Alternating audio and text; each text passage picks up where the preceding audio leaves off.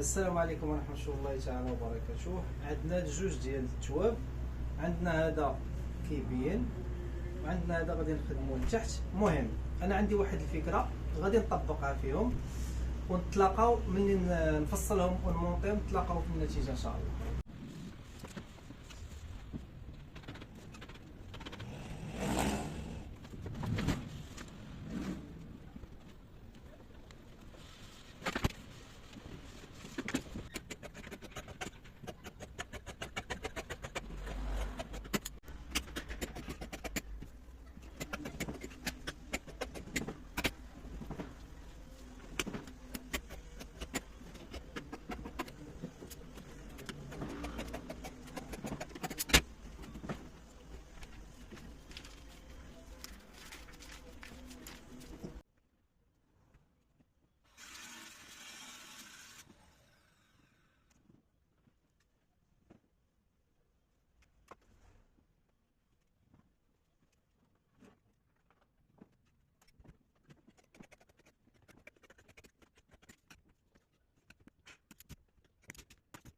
المهم الشكل النهائي ديال لابياس ديالنا كيجي على هذا الشكل هذا.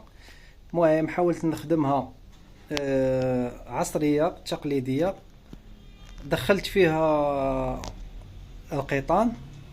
عندنا هنا دخلنا طريسنات في الكمام وفي الهبطه هي، وحاولت ندخل ليها تقليدي هنا في الكول. خدمناها بكول شال، وعندنا ديجا حتى الفتاحي.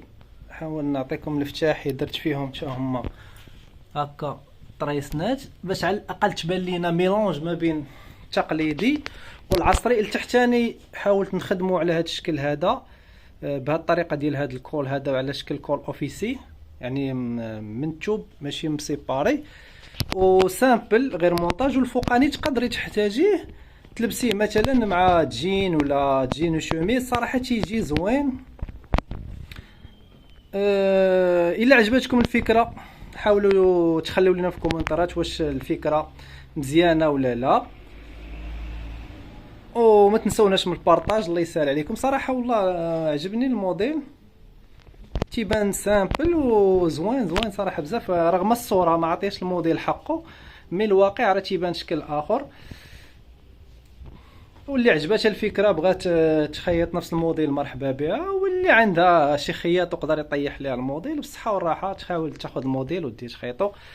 يلا وتهلاو في راسكم، ما تنسوناش من البارطاج، والسلام عليكم الى فكره قادمه ان شاء الله.